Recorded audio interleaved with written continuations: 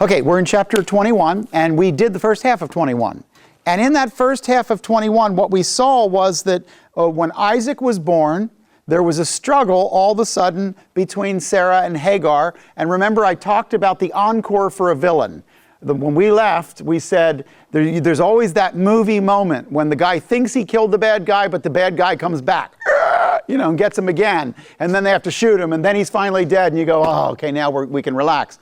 The problem was, Hagar wasn't this terrible villain, but there was a problem, a dissension between Sarah and Hagar that was the problem. I'm not talking about the people, I'm talking about the problem between them. The enemy worked out a division. In the middle of the Sarah and Hagar problem, there was a breaking of relationship. Listen to me, wherever you see people breaking apart, that's the enemy's fingerprints. Smell a rat. When two people who should be getting along are forced away from each other because of stubbornness, yes, each one of them is involved. Yes, it is flesh, but it can also be world and devil. Because you've got three enemies, not one. It's not all the stubbornness of your roommate.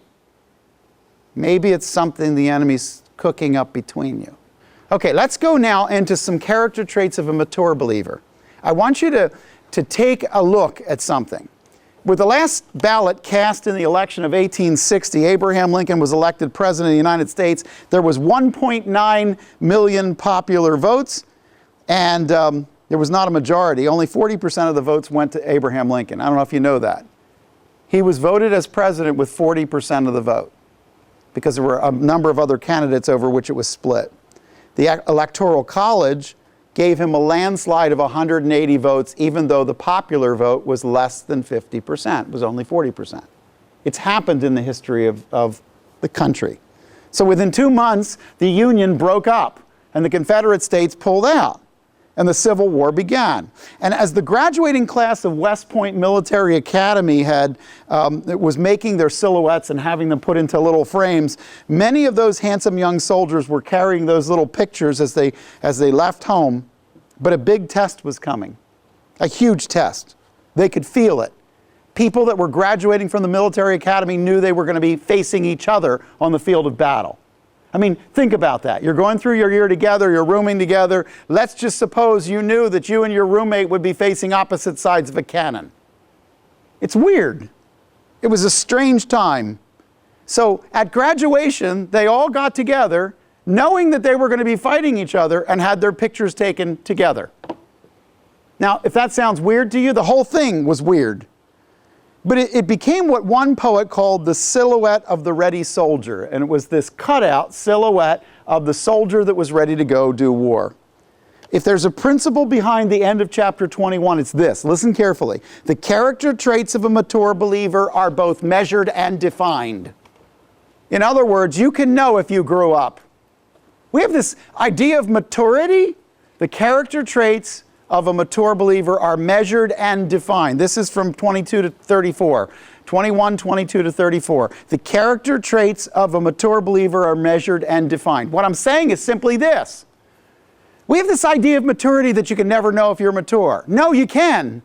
You really can.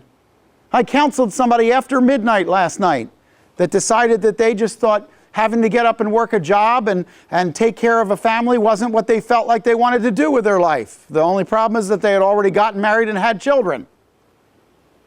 And my point was, grow up. You made those choices. Now you must live in those choices. Well, I don't want to live in those choices. Then why did you make those choices? It's like talking to a 3-year-old who said, I'll take cherry ice cream, and they got it and said, but I really wanted chocolate. Then why did you take cherry? I didn't make you take cherry. Why did you take cherry when you wanted chocolate? Here's the thing. Immature people take no responsibility for the consequences of their choices. Let me say it really simply. Own your choices. Own them. You can make whatever choice you want to make. One great expositor was known for saying that life is like a coin. You can spend it any way you want, but you can only spend it once. That's your life. It's like a coin, and you can invest it, spend it, however you decide to do that. But once you do, it's gone. Own your choices. I want to take you into a scene now. Listen to the scene. We pick up our story in verse 22.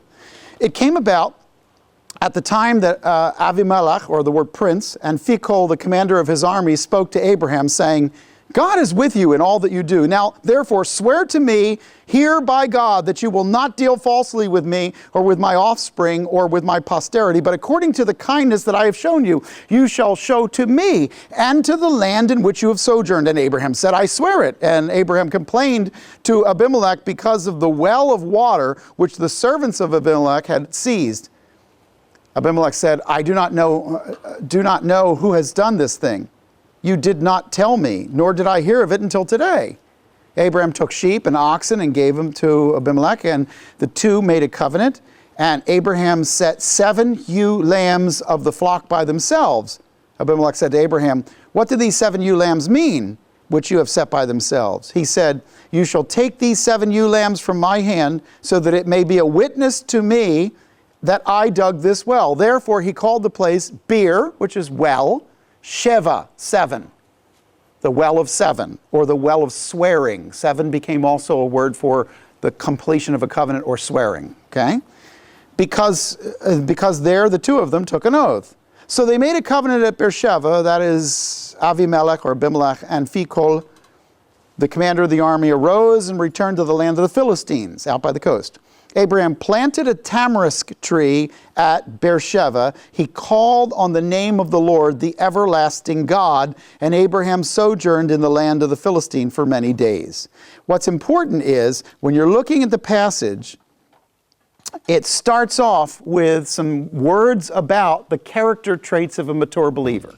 I want you to think for a moment. What we've got is a snapshot out of the photo album of Abraham, right? Let's pull the snapshot out. What's it look like? Well, in verse 22, here's my first of my 7 character traits. A mature believer builds a testimony, builds a healthy testimony before others. Where do I get that? Well, it says that they came to him, these people who did not know God, looked at Abraham and said, God is with you in all that you do.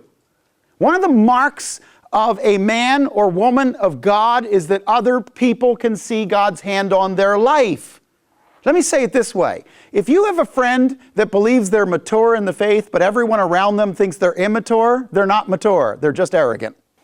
When people around you, when God's work is in your life and God's hand is on your life, people around you see it. I see verse 22 as saying they build a healthy testament. That's not the only thing. Look at the beginning of 23. I think that a believer, a mature believer, roots their life in the truth, as opposed to an unbeliever who roots their life in deception. He says, now therefore swear to me that you will not deal falsely with me. Why? Why is Avimelech and Phicol, why are they coming to Abraham and saying, I need you to swear that you're going to tell the truth? What do you know about the story of Abe that might imply that they might need him to say, honest Injun, I'm telling you the truth? Lied about his wife? Yeah, he's lied about his wife. Twice! Now, the interesting thing is, Abraham is not remembered till this chapter as lying to his wife, does he? Is he as good as his word to Lot? You take this, I'll take the other part. I'm trying to get you to see something. Abraham doesn't lie to his family. Who does he lie to? It's always strangers and out-of-town people. So this guy goes, look, I know I'm not your kin, but can you swear to me you're going to tell me the truth? Why? Because that's how a believer should be. You're supposed to be the kind of person that when you say it, that is what you meant. That's one of the reasons that some people have found it difficult to be in certain practices of our current day, like how do you be a Christian politician? It's pretty tough to just look at people and say, yeah, that's really dumb. No, we're not going to do that because it's dishonest. I don't know how one would become a born-again believer, undercover agent who's lying. I think those things are in conflict to each other. So I think one of the things is that blessings come to those who bless God's people. And a curse comes upon the people who go after the body of Christ. I think that's what 2 Thessalonians 1:6 says. I think that's part of it. And so if they want to be blessed, they want to get alongside of you. But the thing is, if they can't depend upon your word, they don't know what they're going alongside of. The believer should root his life in the truth rather than in twisting words. And mature believers are to pick out the unstable voices. 2 Peter 3 says that we should be able to pick out the unstable teaching voices. Did you know what the word in 2 Peter 3 for the unstable teaching voices is? It's a great Greek word, asterikos. It's the word from which we get asterisks. The word is literally that we should be able to pick out truth from exactly as it appears. When you put an asterisk next to something, you're going to redefine it down below because it's not just as it appears. Our teaching, our lifestyle should be that we reflect exactly what we mean to say.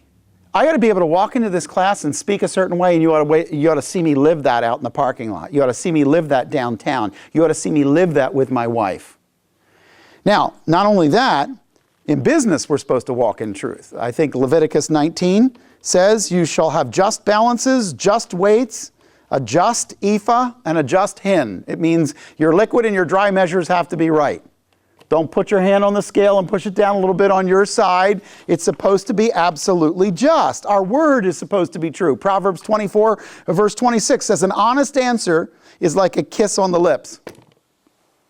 Okay? In other words, there's something exhilarating about somebody just looking at you and telling you the truth.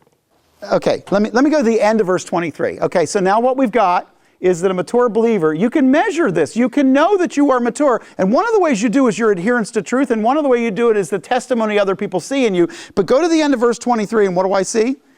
According to the kindness that I have shown to you, you shall show to me and to the land in which you have sojourned. The way maturity works as a believer is in relationship. If you want to know if somebody's mature, don't ask them about their theology, ask them about their relationships. Are we all clear on this? How many of you know somebody who's theologically astute and relationship retarded? Okay?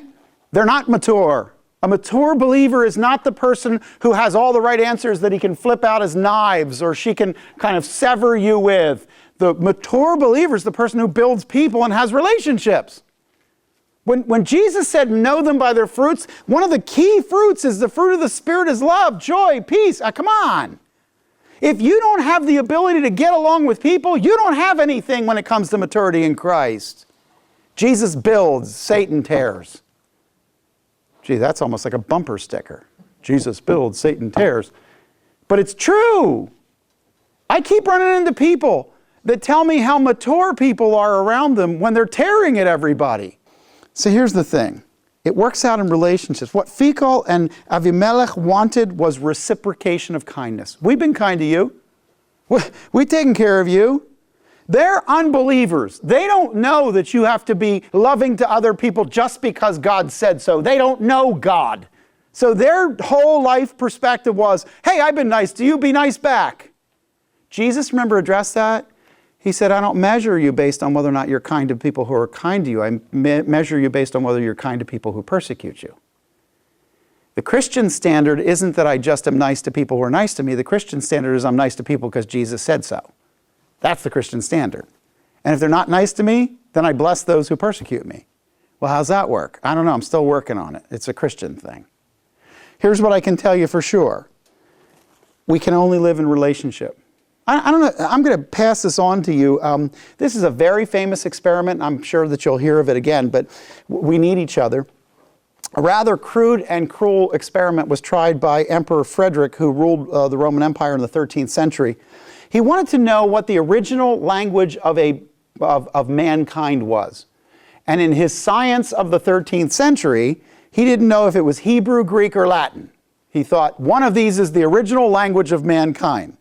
So he decided to isolate a few infants from the sound of any human voices, and he reasoned that they would eventually speak the natural tongue of man. That's what he thought.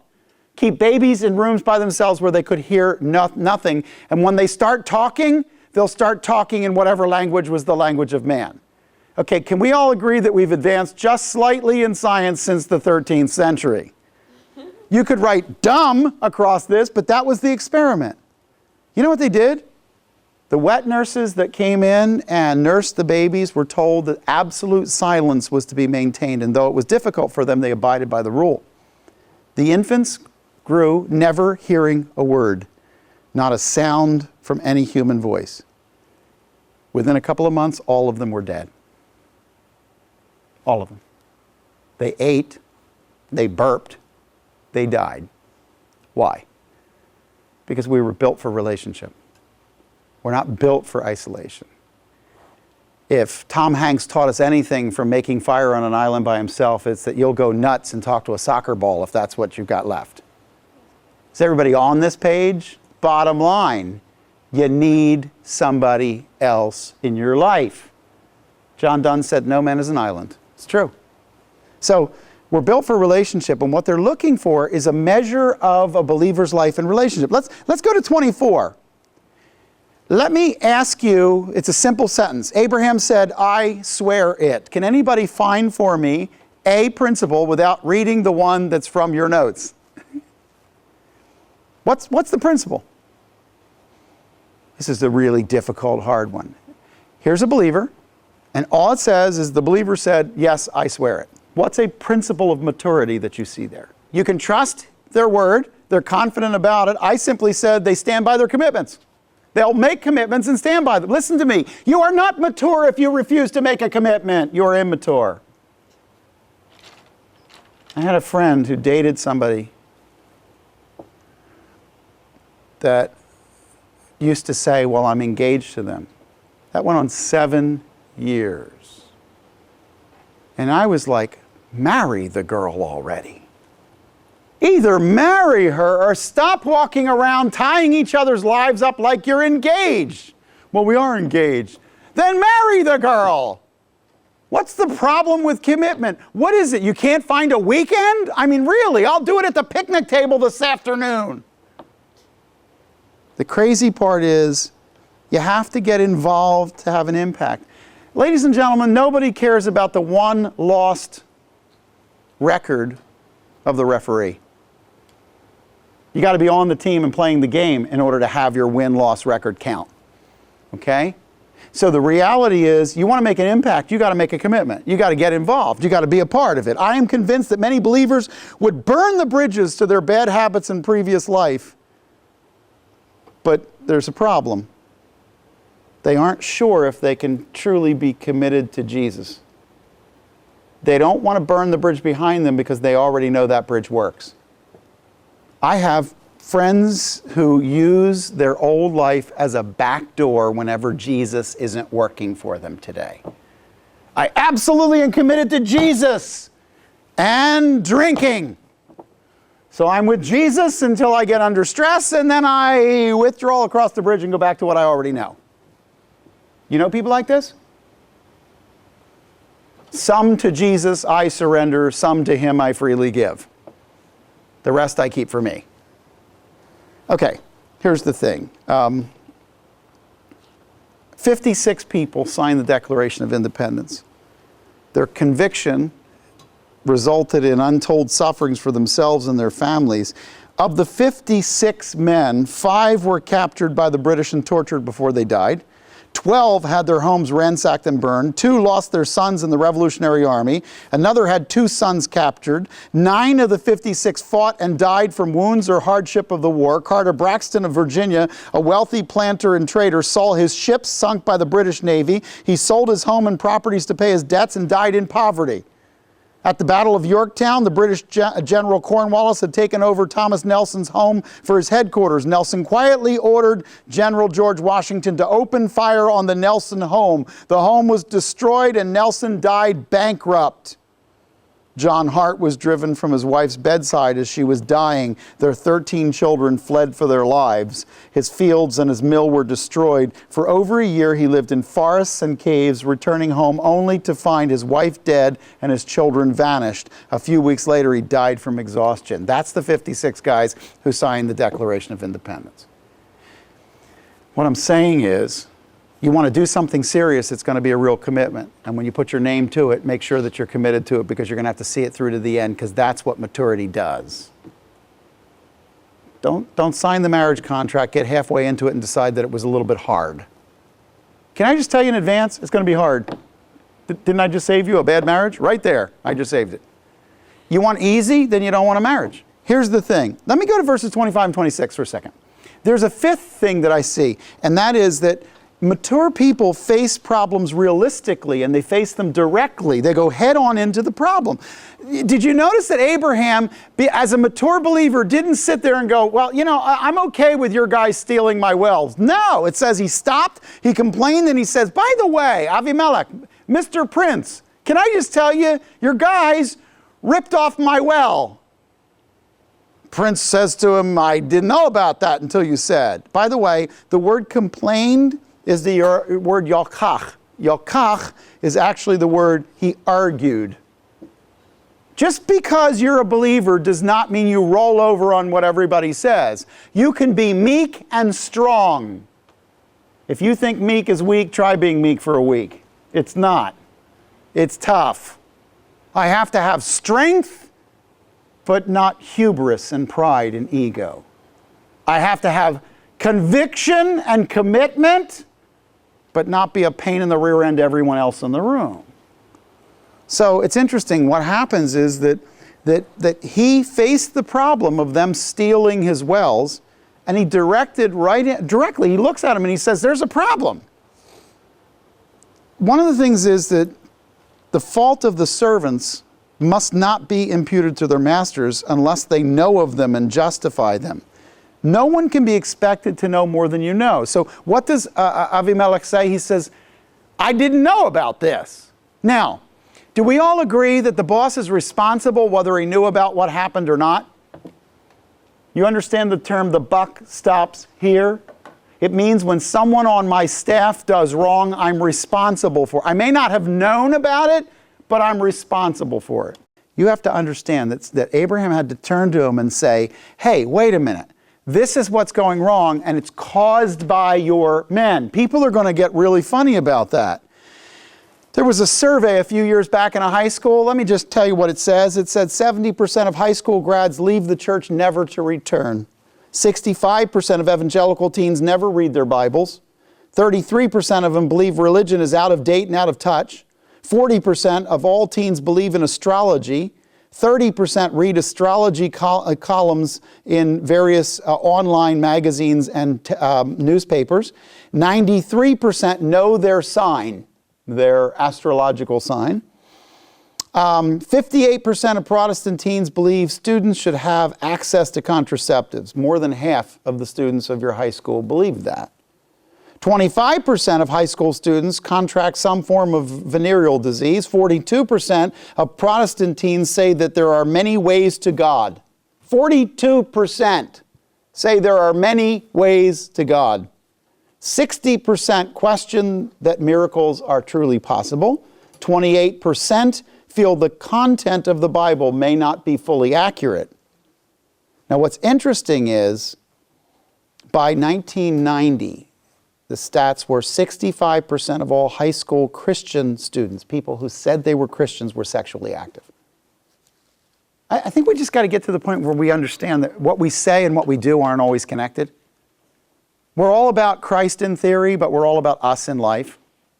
And we got to get to the point where we understand this. Let me go down to verse 27. When you get to 27 to 32, I think that a mature believer is a creative problem solver.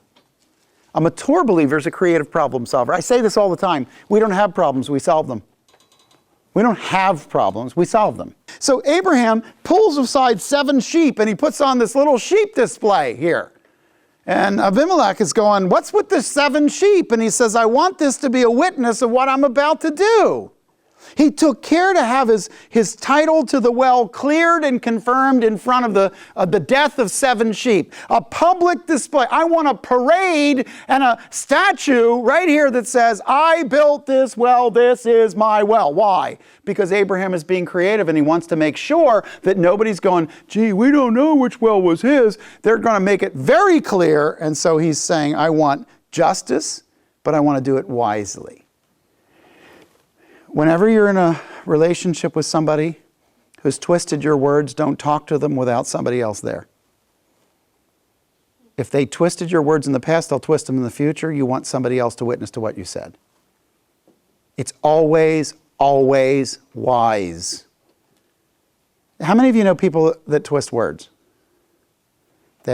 Some people, do you know somebody who twists words and they don't even really realize that that's what they do, but they do it all the time? They hear something, but not what you said. They hear intent, they hear ideas, but they don't hear what you said. Now, what's interesting is that the seventh one is in verse 33, and it's a simple one. When Abraham planted a tamarisk tree at Beersheba, he calls the Lord the everlasting Lord. By the way, the everlasting God is El Olam. And I want to take a moment here and say, Abraham planted, in Hebrew, the word is Eshel, and he called God El Olam. Let me take it apart for a moment. The word Eshel is an acronym. It is from Echol, Shtia, plus Lina. These are three words. Echol, to eat. Le'echol is to eat. Echol is eating. Shtia, drink. Lina, lodge. So he planted a to eat, to drink, to lodge tree. Now, what's a to eat, to drink, to lodge tree? Well, it's a tamarisk. A tamarisk is a tree that has a really intelligent, it's an intelligent plant. It draws from the soil salt out of the soil. Now, I don't know if you know this, but salt will kill pretty much every house plant you have. Just salt the plant and it'll die. But a tamarisk tree actually pulls the salt up into the sap and puts it all the way out onto the needles. Tamarisks are not leafy trees, they're needle trees. And the needles have the most amount of liquid for the smallest amount of surface because they grow in the desert. And so you don't want a lot of surface where you have to have evaporation. You want a needle where you can hold your fluid inside with a very small amount of evaporation. And because it has salt in it, it'll push the salt all the way out to the end of the needle. Now, I don't know if you've ever gone to any restaurants in Sebring that have outdoor areas, but the thing about salt in air that is humid is what happens to the salt. It crystallizes, it clumps, right? So you got to go in there and practically break your hand to get the salt out of the salt shaker. Well, the thing is, the salt goes out to the outside of the needle, and then what happens is the salt attracts moisture. It invites the moisture. So the moisture comes and lands on the needles, and so you live underneath of a tamarisk tree because as the sun rises and it gets hot, all the salt has attracted water crystals, and the water crystals evaporate, and that causes desert cooling. It's like being in an air conditioning. That's the idea. So the British figured out what a desert cooler was by watching a tamarisk tree. All that to say, he plants a tamarisk tree as though he's going to, quote, put down roots. Okay, what does it mean for a guy who's on a journey to plant a tree? What is he saying by that? Yeah, he's putting down roots. He's saying, I have something now. I have long-term roots. You know the cowboy drifter that drifts in out of town, shoots the bad guy, and then drifts back out of town? He doesn't put down roots. This guy says, there it is. So here it is. God just took him to the point where he had promised him a child. Was the child delivered on the promise? Yes, first part of this chapter, the child was delivered. Now, God has promised that he would make of him a nation, and for the first time they have a national ceremony of, I made this well, here with 7 dead sheep. And all of a sudden they go, okay, now we've got it. And he goes, you know who God is? God is El Olam. What does this mean? This is strong, or strength, and of the ages. Sometimes people will say, eternal God. They'll use the term in many different ways, but El Olam, everlasting, it's actually the God from the ages to the ages. It means the one who delivers on his promises. That's what it means. He says, I'm going to put this tree down. I'm going to plant this tree. I'm going to put my tent next to it. And I'm going to call God the God who keeps his promises. Now, I remind you that he had many promises in his life in chapter 12, chapter 13, chapter 14, chapter 17. Along the way, God's been promising, and years go by, but God kept his promise, and he symbolized the keeping of his promise. What's the last of the 7 maturity traits? He learns to trust God's promises. And let me say one other thing about that. He marks the time when God keeps them. Don't just ask God for stuff. Mark when he does it. Keep a prayer journal. Keep some notes around to remind you that I prayed and prayed and prayed and prayed and prayed. My friend Lori used to be one of our worship team here before she moved up to Atlanta. She prayed for her father, who was a cop who had left her mother when she was a child. She prayed for her father's salvation. And after 26 years of praying faithfully, her father came to Christ.